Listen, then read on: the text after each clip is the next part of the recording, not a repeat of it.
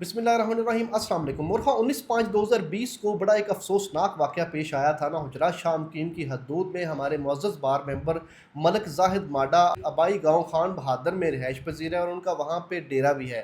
और उनके वालिद साहब मलक तफ़ैल माडा को बेदर्दी से गोलियां मारकर उनके घर में आकर डेरा में आकर कत्ल कर दिया गया।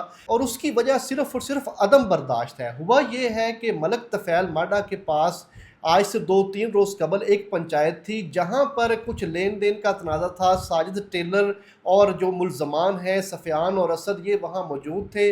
जहाँ पर किसी बात पर मलक तफ़ैल माडा ने ज़ाहिर है उनसे कोई बात की होगी, कोई सख्त लहजा हुआ होगा। उसके बाद उन्होंने वहाँ पर भी फायरिंग की और वो वहाँ से मफरूर हो गए।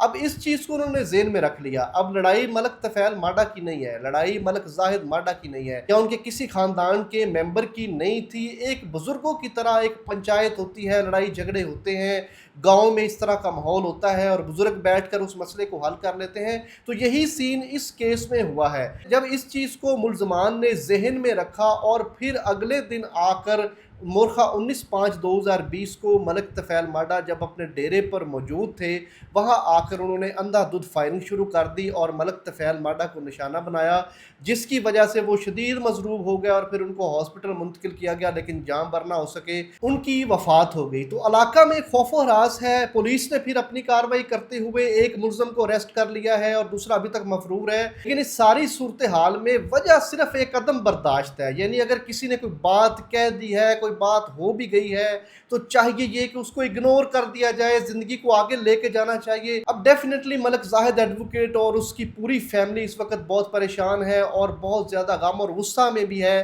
कि उनके साथ ये इतना बड़ा हादसा पेश आ गया और उनके बुजुर्गवार को दिन दहाड़े कत्ल कर दिया गया। तो वो बहुत परेशान है। ये तो परेशान है ही फैमिली, लेकिन जिन्होंने कत्ल किया है उन्होंने भी अपने ख़ानदान को बर्बाद कर लिया। अब डेफिनेटली लॉ एंड एनफोर्समेंट के इदारे, मुतलका SHO थाना हुजरा शामकीन ने एक बंदे को अरेस्ट कर लिया, दूसरे के पीछे वो अपनी फोर्सेस भेज रहा है, स्पेशल टीमें तश्कील दी गई और एक को अरेस्ट करने के बाद अब दूसरे के पीछे हैं। तो डेफिनेटली उनके लिए भी अब सारी ज़िंदगी परेशानी का बायस है। उनके वालदैन के लिए भी, उनके बहन भाइयों के लिए भी, मुल्ज़मान की पूरी फैमिली के लिए। डेफिनेटली मेरे जो मुअज़्ज़ज़ बार मेंबर हैं मलक ज़ाहिद माडा एडवोकेट, उनके लिए भी यहाँ पर बहुत परेशानी और गम की कैफियत है।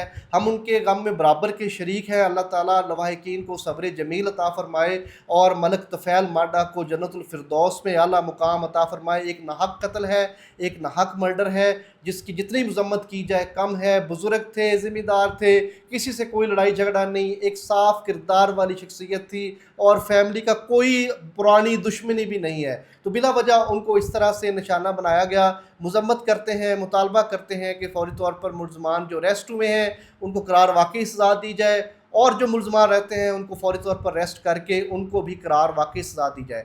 अगर आप इस तरह की मज़ीद वीडियोस देखना चाहते हैं तो मेरे चैनल बिलाल लतीफ़ एडवोकेट को यूट्यूब पर सब्सक्राइब करें, मेरे फेसबुक और टिकटॉक पेज को फॉलो करें ताकि इस तरह की मज़ीद वीडियोस आप तक पहुँचते रहें। Thank you so much.